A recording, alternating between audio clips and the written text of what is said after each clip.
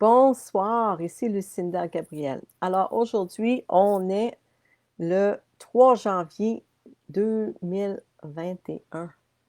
Alors que le temps passe vite. Donc bonsoir, bonsoir. C'est notre premier live de l'année et j'ai un live assez hum, hum, controverse qu'on peut dire cette semaine. Êtes-vous un chrétien ou êtes-vous trompé? Donc, la raison pourquoi je fais cette vidéo, ce message cette semaine, c'est parce que j'ai partagé une vidéo cette semaine que j'avais faite, c'est l'année passée, où ce que j'ai parlé de est-ce qu'il existe plusieurs sortes de chrétiens, différentes sortes de chrétiens. Et là, je voulais être vraiment claire par rapport à ça. Donc, j'ai eu beaucoup de commentaires. Donc là, ce soir, je veux être claire par rapport à ce sujet.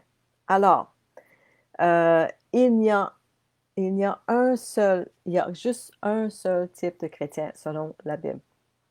Donc, une vraie seule type de chrétien, c'est né de nouveau. Il n'y en a pas d'autre. Dans la Bible, c'est extrêmement clair et je vais vous démontrer ça ce soir. Donc, laissez-moi vous dire aussi, par exemple, qu'il y a certains chrétiens qui sont nés de nouveau, qui sont aussi trompés. Donc, plusieurs personnes sont trompées parce que ça dépend d'où on prend notre enseignement. Hein. Beaucoup de gens croient qu'ils sont chrétiens, mais ils ne le sont pas selon la Bible. Ils sont en fait trompés. Et moi aussi, j'ai été trompée pendant de nombreuses années jusqu'à ce temps que je lis le Nouveau Testament, Testament pour moi-même. Pourquoi sont-ils trompés? Parce qu'ils ne connaissent pas la vérité et qu'ils n'ont jamais lu le Nouveau Testament pour eux-mêmes et ce qu'ils ont été enseignés était faux.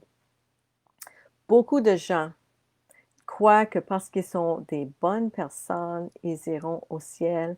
Mais dans Éphésiens chapitre 2, qui est écrit aux croyants, c'est écrit, c'est par la grâce de Dieu que vous avez été sauvés par la foi et ce n'est pas le résultat de vos propres efforts. Puis c'est par la foi en Jésus-Christ. Mais c'est un don de Dieu, donc c'est pas vous qui avez fait quelque chose. C'est un don de Dieu afin que personne ne puisse s'en vanter. Donc, Dieu est extraordinaire parce qu'il nous connaît, il sait comment que nos cœurs sont méchants, puis qu'on est fiers, on voudrait se vanter, ben moi j'ai fait ci, puis moi j'ai fait ça. Hein. On le voit autour de nous, il y a des gens qui se vantent tout le temps de ce qu'ils font. Donc, Dieu est plus grand que ça. Il a fait quelque chose pour que personne puisse se vanter. Bonsoir, ma chère Nicole Champoux, puis Noéline Laplante de Nouveau-Brunswick. Bienvenue, mes amis. Donc, la Bible nous enseigne que nous devons nous repentir pour être nés de nouveau. Il y a deux choses qu'il faut faire selon la Bible pour être né de nouveau. Faut, pour être un vrai chrétien, c'est de se repentir et d'être né de nouveau. Donc, c'est les deux choses. Jésus dit dans Matthieu 4, 17, « Repentez-vous car le royaume des cieux est proche. » Et il a dit dans l'Évangile Jean 3, 5, il dit, « Je vous dis la vérité, que personne ne peut entrer dans le royaume de Dieu sans être né d'eau et de l'esprit. » Et cela signifie d'être né de nouveau. Ainsi, un vrai chrétien né de nouveau s'est repenti de ses péchés, a été baptisé, immergé dans l'eau et a reçu le Saint-Esprit. Maintenant, il y a beaucoup de chrétiens qui se disent nés de nouveau, qui sont aussi trompés. Okay? Donc, plusieurs personnes sont trompées et leur vie ne ressemble à rien en ce que nous lisons dans la Bible, dans le livre des Actes. Et on n'observe pas de vraie transformation dans leur vie comme on parle dans la Bible. Donc, c'est important. On va parler de tout ça ce soir. Bienvenue, Didier. Donc, sachez que ce n'est pas parce qu'une personne se considère comme un chrétien ou un chrétien né de nouveau qu'ils le sont. Seul le fruit de sa vie est la preuve. Puis, pour clarifier ça, le seul vrai chrétien, Selon la Bible, c'est un chrétien né de nouveau, OK? Mais même à ça, il faut que sa vie porte fruit. Et Jésus a dit dans Matthieu 7, 15 à 20 qu'un bon arbre produit du bon fruit et un mauvais arbre produit du mauvais fruit. Et ces mauvais arbres seront coupés et jetés au feu. Donc, même si on est né de nouveau, il faut que nous, comme arbres, on porte du bon fruit. L'Église aujourd'hui ne ressemble en rien à ce que nous voyons dans la Bible. Et beaucoup de chrétiens ne ressemblent pas non plus aux premiers chrétiens. Prenez le temps de lire le livre des Actes pour vous-même et vous allez comprendre. Juste avant de faire cette vidéo-là tantôt, le Seigneur m'a mis quelque chose à cœur. Il me parlait de justement l'Église aujourd'hui. Puis, c'est juste pour vous dire des faits, OK? C'est pas une critique, là, mais c'est un fait. Le Seigneur m'en a parlé. Il dit que dans les églises aujourd'hui, c'est difficile pour les prêtres, les pasteurs de dire aux gens, ben là, ça, c'est pas correct dans ta vie, tu es un pécheur, tu es une pécheresse, puis ça, c'est un péché. C'est difficile pour eux de vraiment trancher. Il y en a qui le font, mais il y en a qui hésitent. Puis la raison, c'est parce que avec les églises, il y a une question d'argent. Et il ne faut pas se leurrer, là, c'est une vérité qui existe. Et si quelqu'un entre dans l'Église qui amène, je ne sais pas, moi, 5 000 par année ou 10 000 par année parce que c'est une personne qui fait beaucoup d'argent, c'est difficile d'être honnête avec eux puis leur dire, écoute, je pense que tu trompes ta femme ou je ne sais pas, je dis juste des affaires de même. Mais c'est plus difficile d'être honnête avec eux parce qu'on sait qu'ils vont sortir puis ils ne reviendront pas avec leur argent.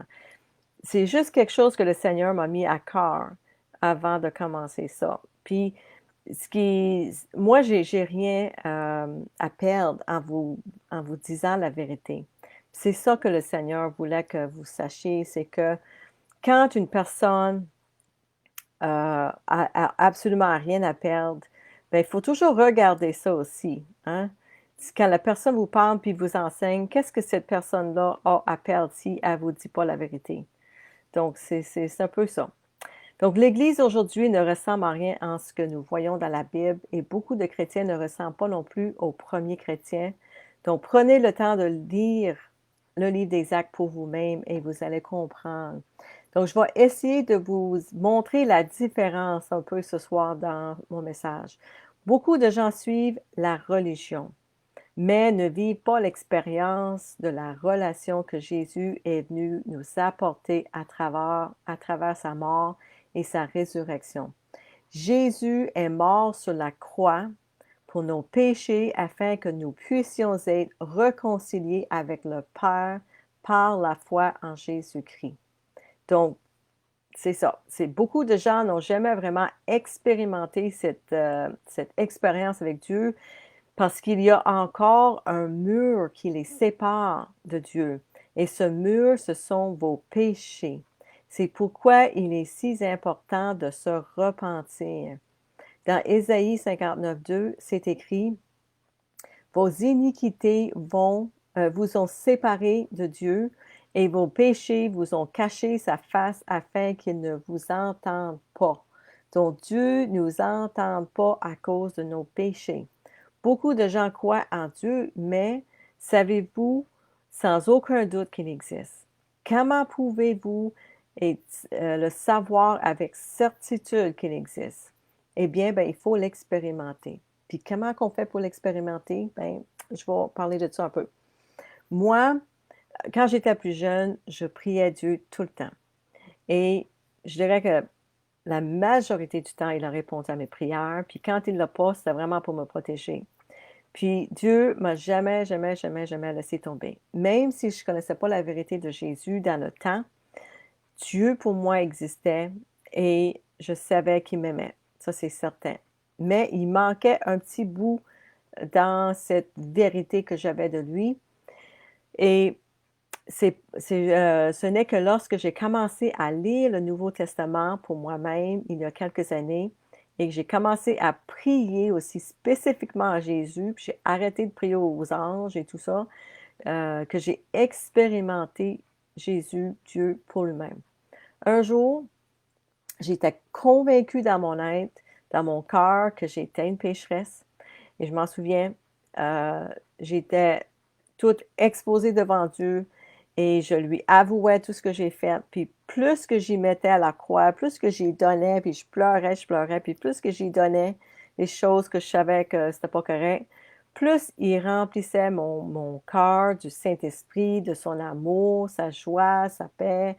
Puis je m'en souviens, là, je l'avais expliqué à un moment donné à un groupe de personnes que j'avais rencontré par la suite. Puis c'est comme j'ai donné un morceau de mon cœur qui était comme sale, puis à chaque fois que je sortais quelque chose de mon cœur, il remplissait le trou tout de suite avec son amour. Puis à un moment donné, ça débordait de son amour. Puis c'est ça, être un chrétien né de nouveau. Il y a une transformation dans notre cœur. Donc, être un chrétien né de nouveau signifie que vous êtes repenti pour vos péchés, que vous avez accepté et expérimenté aussi le pardon de Dieu pour vos péchés. Puis, c'est aussi avoir été baptisé, immergé dans l'eau, parce que le mot baptême veut dire immersion dans l'eau, et que vous ayez reçu le don du Saint-Esprit. Puis quand on est vraiment né de nouveau, il y a une transformation qui se produit où Dieu retire notre vieux cœur de pierre et le remplace par un cœur de chair et nous donne un nouveau esprit. C'est ça qui arrivait. Quand je me repentais, je sentais que mon cœur était en train d'être remplacé. Et je ne pouvais pas le mettre vraiment dans les mots de la Bible exactement dans ce temps-là parce que je n'avais pas encore lu ça. Mais je savais que mon cœur était transformé. Dans Ézéchiel 36, 26, c'est écrit, « Je vous donnerai un cœur nouveau et je mettrai en vous un esprit nouveau. Je prendrai le cœur de pierre de votre chair et je vous donnerai un cœur de chair. » Puis ça me rappelle ce qui était extraordinaire dans ce temps-là. C'est tellement surnaturel. C'est que je n'avais pas encore lu ça dans la Bible. Mais par Dieucidence, qu'on peut appeler, sur Facebook, j'ai vu ça passer, exactement ce verset-là. Puis je m'en souviens plus qui l'avait partagé parce que je connaissais pas de chrétien dans ce temps-là non plus. Donc, en tout cas, Dieu m'a amené ce verset-là pour me montrer qu'est-ce qui se passait. C'était extraordinaire. Vous savez qu'à partir de ce moment que vous êtes un enfant de Dieu, quand votre cœur est transformé, vous savez que vous êtes un enfant de Dieu. Il n'y a plus de doute. Et vos yeux sont ouverts, vos oreilles sont ouvertes et votre cœur est transformé.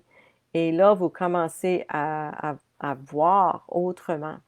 Puis sachez que si vous n'avez pas expérimenté Dieu de cette manière surnaturelle-là encore, vous n'êtes pas un chrétien biblique né de nouveau. OK? C'est important de savoir ça. Donc, Jésus nous appelle à être une nouvelle création. Tu sais, il nous sort du royaume des ténèbres, puis il nous amène dans son royaume de lumière. C'est deux royaumes différents. On est sur la même terre, mais c'est deux royaumes complètement différents. Dans 2 Corinthiens 5, 17, c'est écrit, « Si donc quelqu'un est en Christ, il est une nouvelle créature. Les choses anciennes sont passées. Voici, toutes choses sont devenues nouvelles. » C'est exactement ça. Être baptisé bébé ne fait pas de vous un chrétien parce qu'un bébé ne peut pas se repentir. Si vous êtes un adulte aujourd'hui et que vous avez été baptisé comme bébé et que vous avez subi les rituels de la première communion, de la profession de foi, mais que vous ne vous êtes vraiment pas repenti envers Dieu pour vos péchés, et vous n'avez pas encore cru en Jésus complètement, qu'il est mort pour vous sur la croix, puis que, que vous n'avez pas détourné de vos péchés, vous n'êtes pas un vrai chrétien biblique. OK? Je suis désolée à vous l'annoncer, mais c'est ça qui est ça. Il faut vous dire les vraies choses. Vous ne pouvez pas vous appeler un chrétien et vivre toujours dans le péché. Parce qu'il y a beaucoup de gens qui se disent chrétiens, mais ils vont à l'église, puis ils sont sur le perron, puis ça sac. c'est pas un vrai chrétien ça là, parce que je vais vous dire c'est quoi un vrai chrétien là. Donc, ce que vous vivez, j'appelle ça de la tromperie. C'est le mensonge et quand le serpent dans le jardin a dit à Ève: «Dieu, y a-tu vraiment dit ça?» Tu sais, il l'a fait questionner la parole de Dieu. Et encore aujourd'hui, le serpent, le diable est en train de tromper les gens. Ben, est-ce que Dieu veut vraiment dire ça? Est-ce que la Bible, c'est vraiment vrai? Hein? Est-ce que c'est vraiment ça? Je pense que tu peux faire ce que tu veux. Tu peux manger le fruit, puis tu vas être correct pareil, puis tu sais. Donc, il faut vraiment faire attention à toutes ces tromperies-là. Puis la seule façon de savoir si on est trompé ou pas, ben, c'est de lire le Nouveau Testament pour nous-mêmes. Faites pas confiance à personne, même pas moi. Allez le lire pour vous-même. Être chrétien, c'est d'être semblable à Christ. Et Jésus-Christ était sans péché. Donc, nous sommes appelés à une vie de sanctification. Aucun péché n'entrera pas au ciel, aucun pécheur n'entrera pas au ciel non plus, aucune âme impénitente n'entrera dans le royaume de Dieu. C'est pourquoi il est si important de se repentir régulièrement, à tous les jours, la journée longue. Priez Dieu de sonder votre cœur et ne laissez pas le diable vous tromper en vous convainquant qu'il est normal d'avoir de la rancune envers quiconque. Parce que ça, c'est une tromperie du diable encore. Parce que je connais du monde qui se disent chrétiens nés de nouveau, qui ont de la rancune dans leur cœur, puis c'est pas correct. On n'est pas supposé d'avoir ça. Dans Romains 6,12, c'est écrit: le péché ne doit plus régner dans vos corps mortels. Et nous devons faire attention à ne pas donner aucune prise au diable en Éphésiens 4, 27. Donc, le diable est toujours là à côté de nous, puis il est toujours en train de nous raconter des choses. «Ah, t'as-tu vu ce qu'elle a fait? T'as-tu vu ce qu'elle a dit? Ah, check lui là, check là, là». Puis il veut qu'on ait de la rancune, de la colère, de la rage envers les gens autour de nous. Puis ça, c'est juste le diable. Puis donnez pas de prise à lui dans votre vie. Ne laissez pas la porte s'ouvrir parce qu'il est difficile de fermer une fois qu'il est ouvert. Donc, repentez-vous, puis soyez toujours, sur vos aguets par rapport à lui parce qu'il est trompeur. Donc faites attention. Puis c'est quand on est fatigué, puis c'est quand on est malade, c'est là qu'il rôde autour parce qu'il sait qu'on est plus faible dans ce temps-là. Donc quand vous êtes plus faible dans les moments, mettez de la musique, puis chantez au Seigneur, puis louangez le Seigneur, puis appelez les personnes autour de vous pour prier pour vous. Restez pas toute seule avec ça, parce que c'est ça qu'il veut faire. Il veut vous isoler, puis là, vous abattre, là, vous taper dessus. Donc, c'est ça. Jésus revient pour une épouse pure et parfaite, impeccable et sans tache ni ride. Révélation 19:7.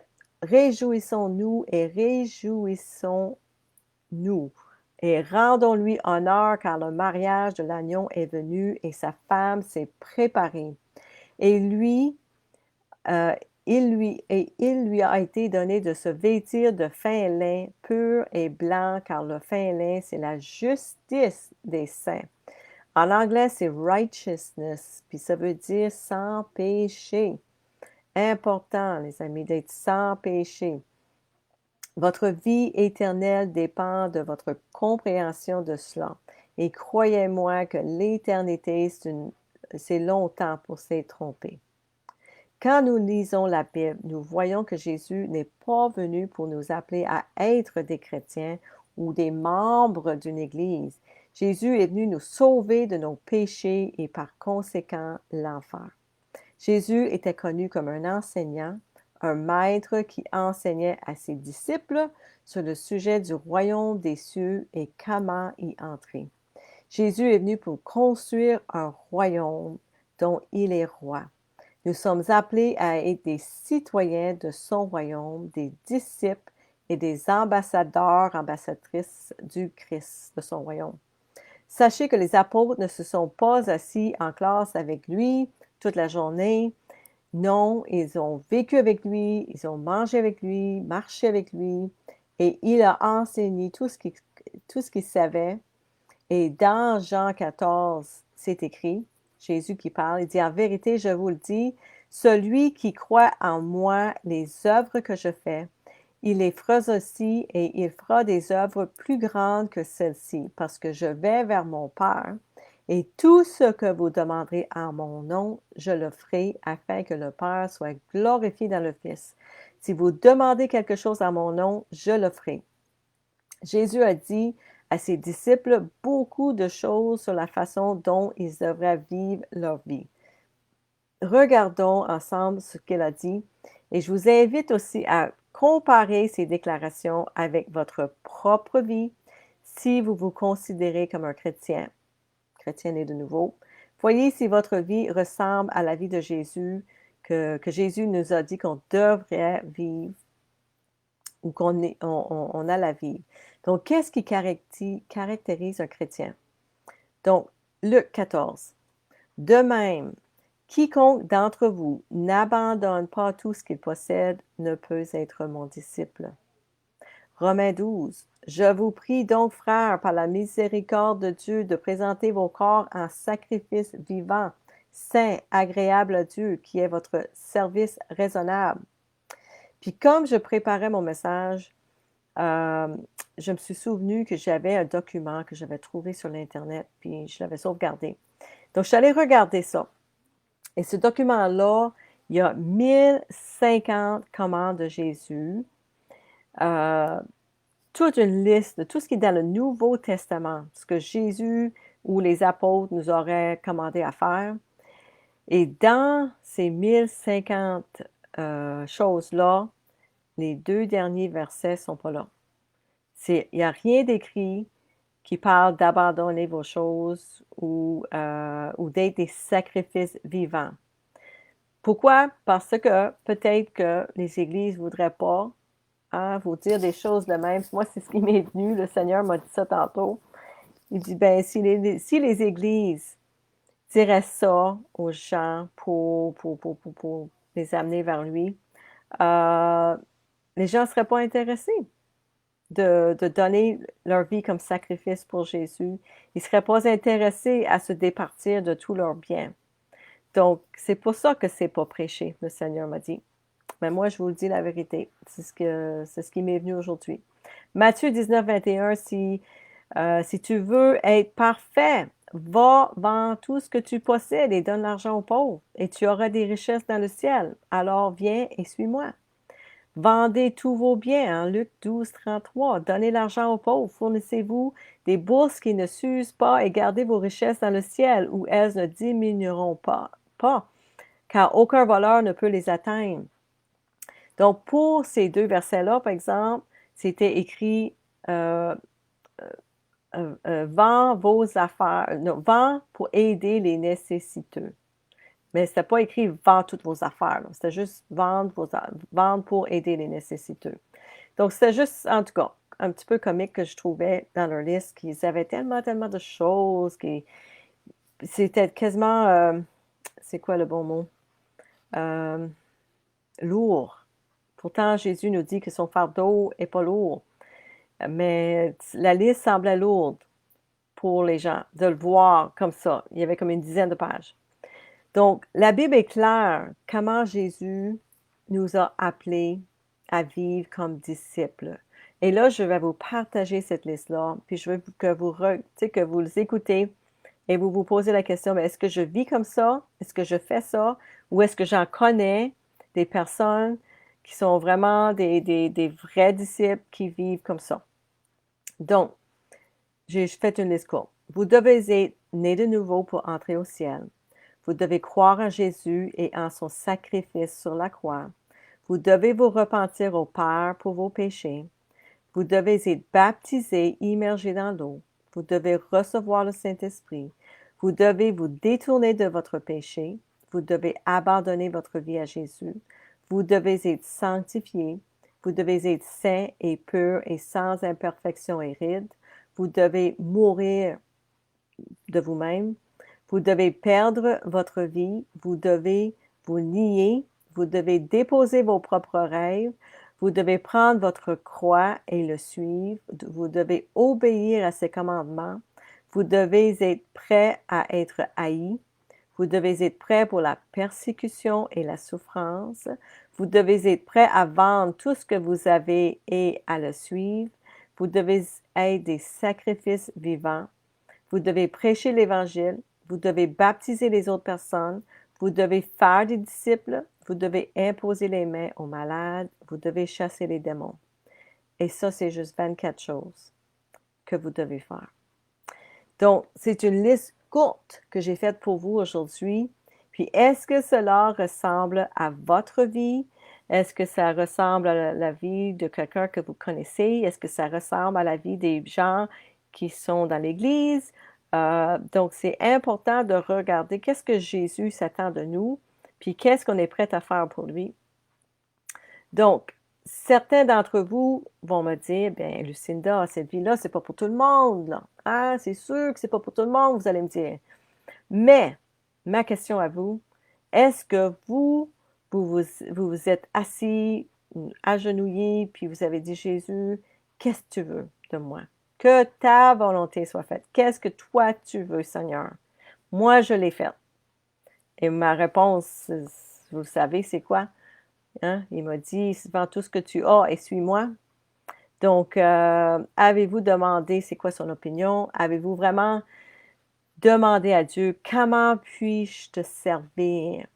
Les gens pensent qu'ils servent Dieu en allant à l'église, en chantant une petite chanson, en lisant une dévotion le matin, puis le reste de la semaine, ils vivent pour eux-mêmes.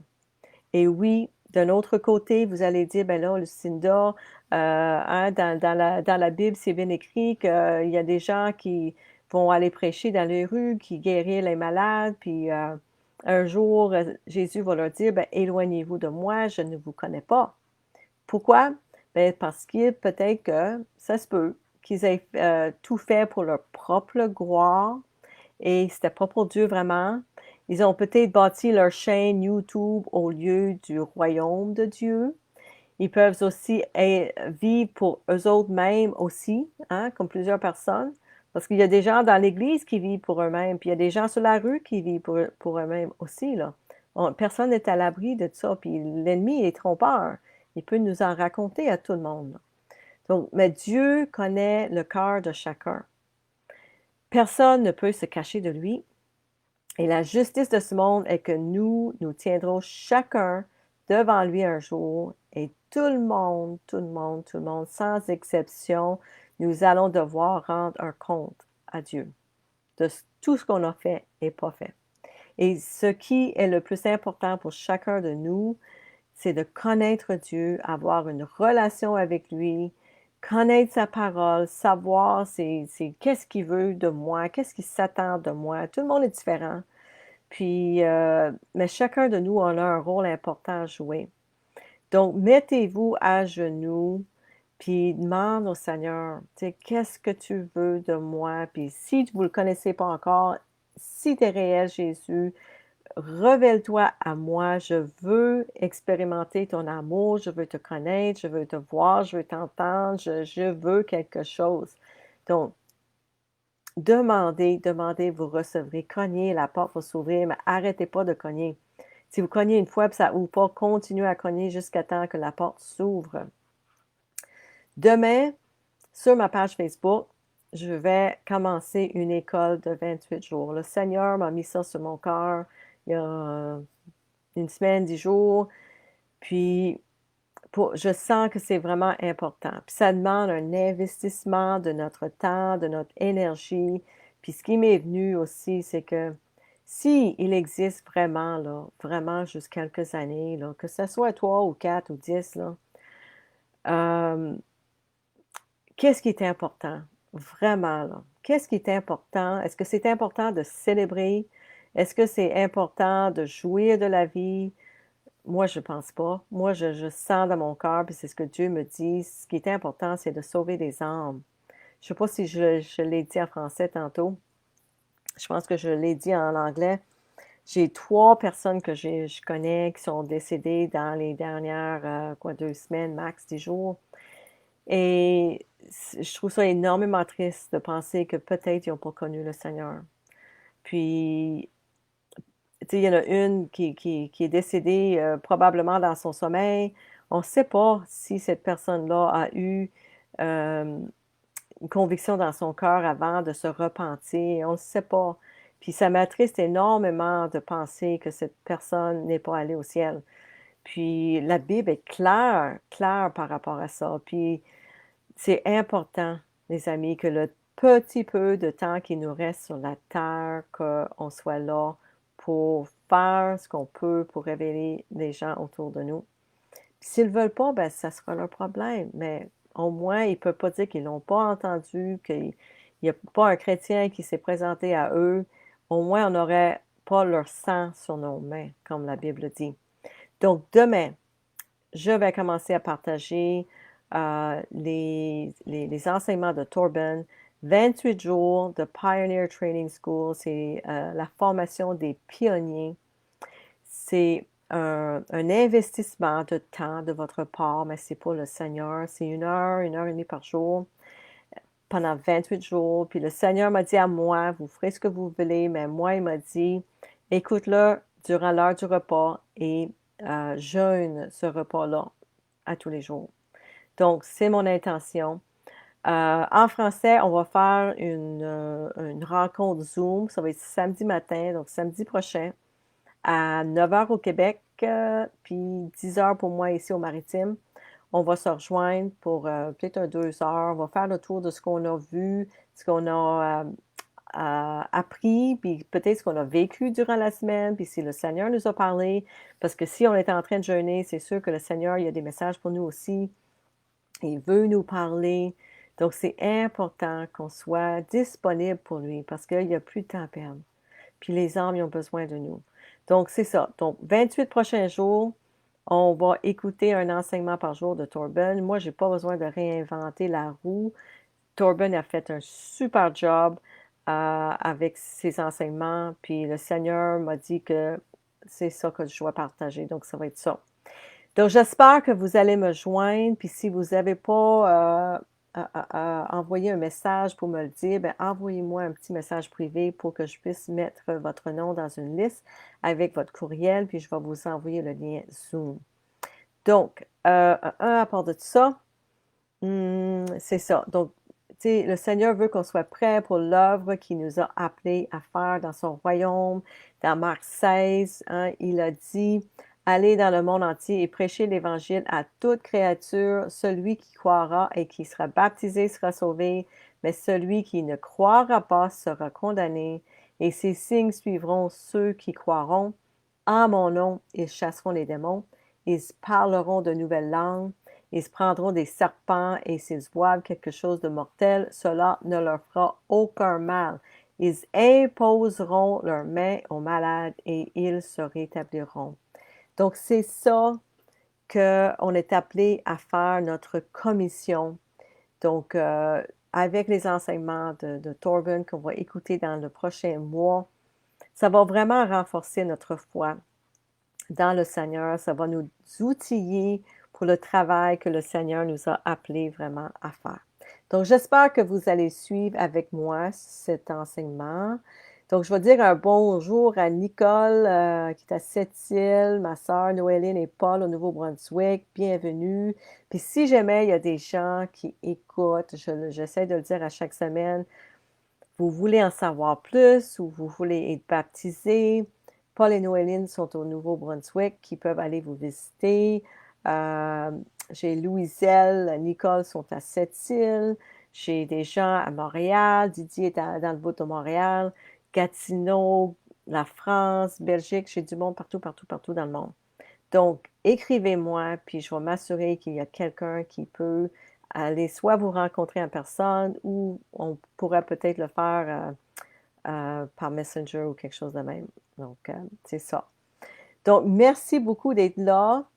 Simone Vignon, ma sœur Louiselle à Sept-Îles, puis Raquel Vallée, Puis Annette Métivier aussi à Sept-Îles. Donc, merci mes frères et sœurs d'être là pour votre écoute.